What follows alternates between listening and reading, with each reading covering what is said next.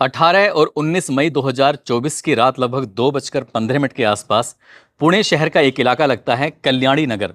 इसी की सड़क पर एक कार बहुत तेजी के साथ दौड़ रही थी, जिस कार की स्पीड बताई जाती है लगभग 200 के आसपास। वो कार जब बहुत तेजी के साथ चल रही है तो सामने एक बाइक आ जाती है और बाइक में बहुत तेजी के साथ टक्कर लगती है। जैसे ही एक्सीडेंट होता है, एक्सीडेंट होने के बाद बाइक पर एक लड़की बैठी हुई थी। वो लड़की लगभग 20 फुट के आसपास ऊंचाई पर उछलती है। उछलने के बाद जमीन पर गिर जाती है। इसी बीच में जो बाइक होती है, बाइक एक कार से टकराती है और जो लड़का उस बाइक पर बैठा हुआ था वो भी कार से टकरा जाता है। इस दृश्य को बड़ी संख्या में लोग अपनी आंखों से देख रहे थे। जब धमाका होता है तो समझ नहीं पाए कि आखिरकार मामला क्या है। जब लड़की को, लड़के को, उसकी बाइक को गिरा हुआ देखते हैं तो भीड़ तुरंत ही दौड़ती है। अब भीड़ दौड़ती है तो लड़की तो मर चुकी थी मौके पर, जबकि जो लड़का था वो सिसकियां भर रहा था, शायद जीने की कोशिश कर रहा था। इसी बीच में भीड़ का एक हिस्सा उस कार के पीछे दौड़ता है और कार कुछ ही दूर पर जाकर रुक जाती है। एक तरफ तो उस लड़की को उठाते हैं, हॉस्पिटल पहुंचाते हैं, लड़के को हॉस्पिटल पहुंचाते हैं, लेकिन डॉक्टर उस लड़के को मृत घोषित कर देते हैं। और जो कार थी वो इसलिए रुक जाती है क्योंकि उसके एयर बैलून जो थे वो खुल जाते हैं। जैसे ही एयर बैलून खुलते हैं वो लड़का उसमें फंसता है। भीड़ उस लड़के को बाहर निकालती है और एक लड़का और उस कार के अंदर होता है। वो मौका पाते ही वहां से भाग जाता है। वो भागता है, दूसरा पकड़ा जाता है। उसको पकड़कर भीड़ खूब पीटती है। पीटने के बाद तुरंत ही पुलिस आती है और उस लड़के को अपने साथ लेकर चली जाती है। इसके कुछ ही घंटों के बाद यह मामला सोशल मीडिया पर बहुत तेजी के साथ वायरल होने लगता है। इसके बाद न केवल महाराष्ट्र प्रदेश के मुख्यमंत्री बल्कि गृह मंत्री भी इस मामले में उन्हें कूदना पड़ता है, सामने आना पड़ता है, सफाई देनी पड़ती है। बल्कि राहुल गांधी भारत के प्रधानमंत्री नरेंद्र मोदी से कई तरह के सवाल कर देते हैं। कहते हैं कि जवाब तो आपको देना ही पड़ेगा। अब ये घटना बड़ी संख्या में लोगों के मोबाइल पर इसलिए भी तैरने लगती है क्योंकि कई ऐसे साथी थे, कई ऐसे लोग थे उन मरने वालों के, जब रो रहे थे तो उनके रोने की सिसकियां जो भर रहे थे तो वो कोई देख नहीं पा रहा था। आज की कहानी के माध्यम से यही जानने की, यही समझने की कोशिश करेंगे कौन था वो कार वाला और कौन थे वो मरने वाले, क्या हुआ था और आगे क्या हो सकता है। आदाब, नमस्कार, सत श्री अकाल। मैं उस्मान सैफी। आज की जो सच्ची घटना मैं आपको सुनाने जा रहा हूं, ये सच्ची घटना है महाराष्ट्र प्रदेश के एक शहर है पुणे, और इसी का रहने वाला एक व्यक्ति होता है जिसका नाम था S.K. अग्रवाल। दरअसल S.K. अग्रवाल का एक पोता है जिसने हाल ही में 12वीं कक्षा में परीक्षा को उत्तीर्ण कर दिया था। उत्तीर्ण करने के बाद उसके कुछ दोस्त, उसके कुछ साथी वो कहते हैं कि तुम पास हुए हो, तुम्हें पार्टी तो देनी ही पड़ेगी। बात जब पार्टी की आती है तो कई दिन से ये प्रोग्राम बन रहा था कि कब पार्टी होगी। तो इसलिए 18 मई 2024 की रात वो कहते हैं कि 10 या 12 दोस्त होंगे। जो 10-12 दोस्त एक मुंडवा एक जगह लगती है, वहां पर कोजी पब है, वहां पर जाते हैं और जाने के बाद रात को लगभग 90 मिनट तक एक पब में रहते हैं। और 90 मिनट तक रहने के बाद इनके 10:40 पर वहां पहुंचते हैं। और 90 मिनट तक रहने के बाद फिर वो होटल वाले कहते हैं कि अब आप ज़्यादा देर यहाँ रुक नहीं सकते क्योंकि अब आपको शराब दी नहीं जाएगी। खैर वो लड़के थे, वहाँ से जो कुछ खाना पीना जो भी कुछ उनका होता है उसके बाद वो वहाँ से निकल जाते हैं। अब आता है बिल का नंबर। तो 90 मिनट का कुछ खाने का पीने का यानी कि शराब वगैरह का जो बिल बैठता है वो लगभग 48,000 रुपये के आसपास बिल बैठता है। और जो लड़का था वो S.K. अग्रवाल का पोता, उसने जाकर वो बिल अदा कर दिया। लेकिन साथियों ने कहा कि अभी कुछ और पार्टी करते हैं क्योंकि तुम पास जो है हो, क्योंकि वो बड़े घर का लड़का था इसलिए उसने कहा कोई दिक्कत नहीं है। वहां से निकले, दूसरा होटल लगता है ब्लैक क्लब मैरियट होटल, उसके अंदर जाते हैं। उसके अंदर जाने के बाद जो भी कसर उनकी खाने की, उनकी पीने की, किसी चीज़ की रही थी, उन्होंने उस कसर को भी वहां पूरा किया। उसके बाद फिर लगभग 2 बजे के आसपास, अब अभी तक कुछ देर पहले तक 18 मई की रात चल रही थी, अब ये 19 मई शुरू हो जाता है रात 12 बजे के बाद। जैसे ही 2 बजते हैं, अब सब साथी अपने अपने घर चलने लगते हैं। वो लड़का कहता है कि आज कार हम चलाएंगे। अब जो कार में साथी बैठा हुआ था उसने कहा कि कार हम चलाएंगे। 12वीं पास उसने की थी, जिसकी उम्र लगभग 17 साल 8 महीने के आसपास बताई जा रही थी। उस लड़के ने जैसी कार पर बैठता है, कार पर बैठने के बाद अब उसे जितनी ताकत से उसका स्टीयरिंग पकड़ सकता था, जितनी ताकत से उसने उसके गियर लगा सकता था, उसने जो खुशी के जो भी पल थे उसने उस कार में पूरी ताकत दिखाई। उसके बाद उसने कल्याण नगर का जो रोड था उस पर कार को जब दौड़ाना शुरू किया है तो कार वो हवा की माफिक चल रही थी, हवा की तरह दौड़ रही थी। जैसे ही रात के 2:15 के आसपास का वक्त था और कल्याण नगर के उस इलाके से गाड़ी गुजर रही थी सड़क पर, तो कुछ लोग सड़कों पर खड़े हुए थे। ये कहा जाता है कि बम्बई एक ऐसी नगरी है जो 24 घंटे चलती है, और बम्बई के आसपास के जो बड़े बड़े नगर हैं वो भी लगभग 24 घंटे जैसे चलते हैं। तो ऐसे ही पुणे शहर भी रात को जागता है, दिन में तो खैर लोग जागते ही हैं। 2:15 के आसपास जब हादसा होता है, हादसा होने के बाद बाइक में टक्कर लगती है, उस पर एक लड़की सवार थी, वो लड़की हाथों हाथ मर जाती है। लड़का होता है वो कुछ देर के बाद हॉस्पिटल में दम तोड़ देता है, और ये लड़का जो कार चला रहा था वो वहां से भागने की कोशिश कर रहा था, लेकिन एयर बैलून फूलने की वजह से वो भागने में असमर्थ हो जाता है और भीड़ उसको पकड़कर पीटना शुरू कर देती है। इसके बाद वो लड़का सीधा पुलिस आती है, पुलिस उस लड़के को पकड़ती है और हिरासत में लेके सीधा अपने पुलिस थाने आ जाती है। जैसे पुलिस थाने वो जाता है, तो पुलिस थाने में जैसे आपने पिक्चरों में देखा होगा कि कभी किसी बड़े घर का जो व्यक्ति होता है, बड़े घर का लड़का होता है, वो पुलिस के सामने जाकर सीधे अपने दादा का, अपने बाप का, किसी भी परिवार के सदस्य का नाम लेता है, जिसके बाद पुलिस का रवैया उसके प्रति बदल जाता है। अब उस लड़के ने अच्छी खासी शराब पी हुई थी, ऐसा मीडिया रिपोर्ट कहती है। और उसके बाद जब वो अपने बारे में बताता है कि तुम शायद मुझे जानते नहीं हो, मेरे दादा का नाम S.K. अग्रवाल है और मेरे पिता का नाम विशाल अग्रवाल है। मीडिया रिपोर्ट ये कहती है कि वो 602 करोड़ रुपए की नेटवर्थ का मालिक है, यानी कि उसके पास इतना पैसा है, बहुत सारा पैसा, अमीर बिल्डर है। अब बिल्डर के हाथ में राजनीति भी होती है, बिल्डर के हाथ में शासन प्रशासन भी, दोनों होते हैं। अब जैसे ही उसके परिवार के बारे में लड़के के पता चलता है पुलिस को, तो पुलिस अब अपना जो ढीला रवैया था उसको अपनाना शुरू कर देती है।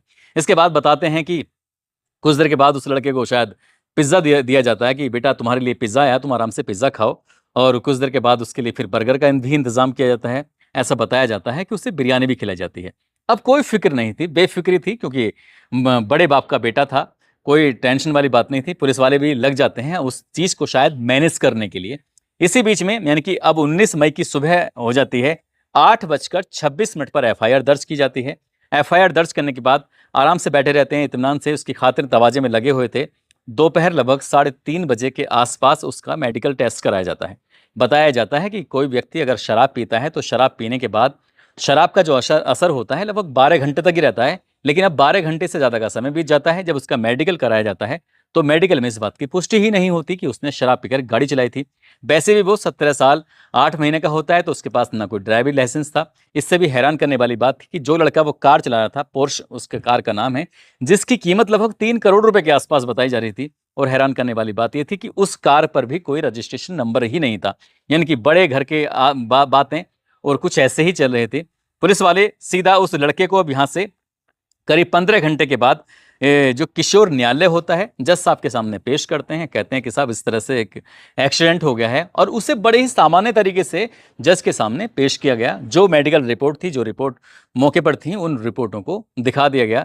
जज ने जैसे ही उस लड़के की तरफ देखा, देखने के बाद अब पता नहीं कि जज साहब भी शायद बड़े घर के जो करोड़पति अरबपति जो थे उनके प्रभाव में थे, या फिर अपने हिसाब से जो रिपोर्ट थी पुलिस की उसके हिसाब से चल रहे थे।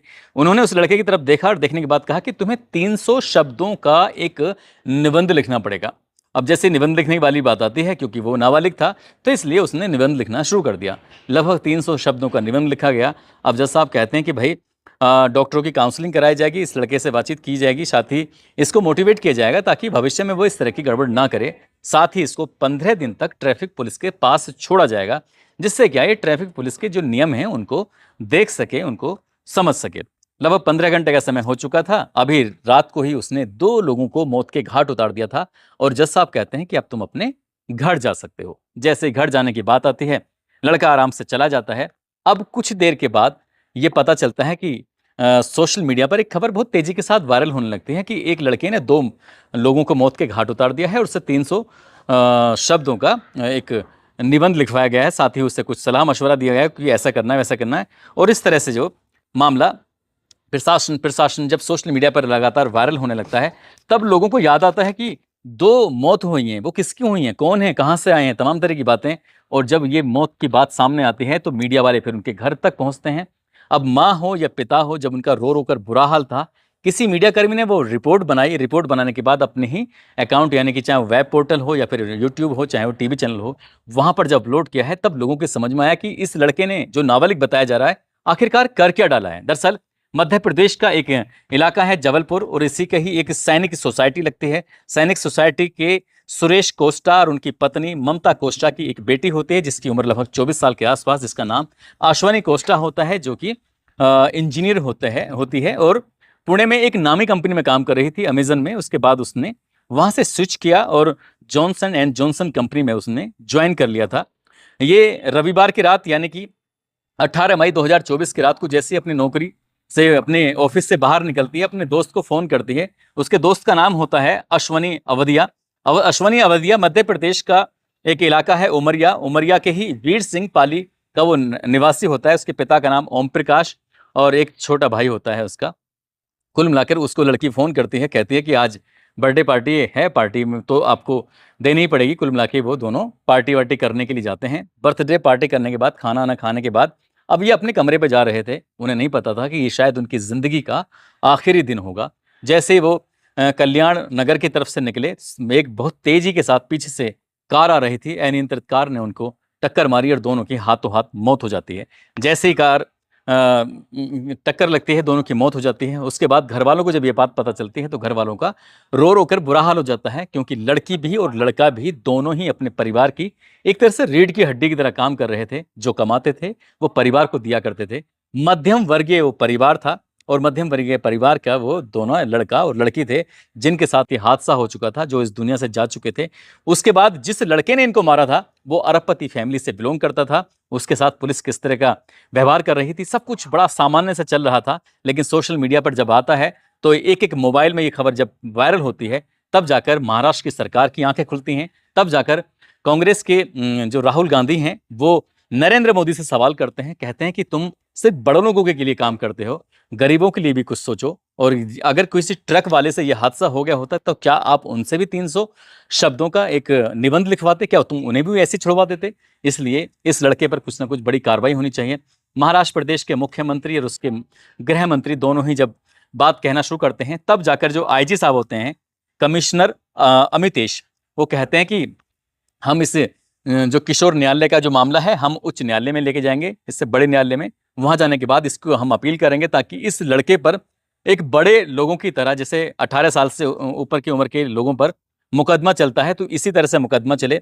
फिर गिरफ्तारी की बात शुरू हो जाती है। लड़के के पिता ने कार क्यों दी, उनकी भी गिरफ्तारी हो जाती है। जिस जिस होटल में उसने शराब पी थी, जहां जहां उसे शराब परोसी गई थी, वो सीसीटीवी कैमरे में वायरल हो जाता है। जो पुलिस की रिपोर्ट में आया ही नहीं था, वो सीसीटीवी कैमरे में शराब पीता तो दिखाई देता है, लेकिन वो रिपोर्ट में नहीं आता, मेडिकल रिपोर्ट में। ठीक वैसे ही जैसे क्या पिछले दिनों एक फिल्म आई थी जोली, जो एक अक्षय कुमार की, एक अरशद वारसी की फिल्म थी, कि किस तरह से गरीब आदमी न्याय के लिए भटकते रहते हैं और अमीर आदमी किस तरह से कानून का मजाक उड़ाते रहते हैं। ठीक इसी मामले में भी ठीक वैसे ही हिट एंड रन मामले में हुआ है। तो इसलिए हम अमितेश कुमार ये पूरी तरह से लग जाते हैं और कहते हैं कि हम भरोसा दिलाते हैं कि इस मामले में उचित कार्रवाई होगी। फिर मुख्यमंत्री बोलने लगते हैं, गृह मंत्री बोलने लगते हैं, सभी तरह के लोग बोलने लगते हैं। और इसके बाद फिर बात आती है कि मीडिया में बताया जाता है कि एस.के. अग्रवाल लगभग 40 सालों से ये बिल्डर का काम कर रहे थे और इन्होंने अपनी लाइफ में बहुत सारा पैसा कमाया।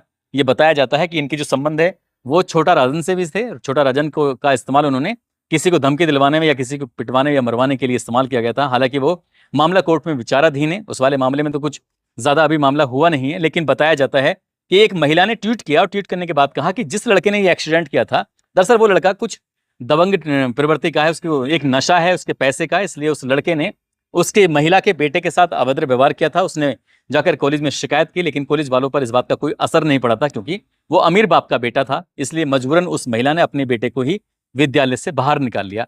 अब आगे कोर्ट, आगे वकील क्या क्या दाव पेच खेलेंगे, किस तरह से इस बच्चे को बचाने के लिए कोशिश करेंगे। बच्चा कहाँ रहा, 17 साल 8 महीने का है, महज 4 महीने बाकी थे उसके बालिग होने में। क्या आगे भविष्य में उसके पास साथ वैसे ही केस चलेगा जैसे एक बालिग के साथ केस चलता है, या फिर वैसे चलेगा जैसे क्या जोली एलएलबी के फर्स्ट पार्ट और सेकंड पार्ट में चलता है। दोस्तों, इस पूरे घटनाक्रम को सुनाने का उद्देश्य किसी को परेशान करना नहीं है, किसी का दिल दुखाना नहीं है, बल्कि आपको जागरूक करना है, आपको सचेत करना है।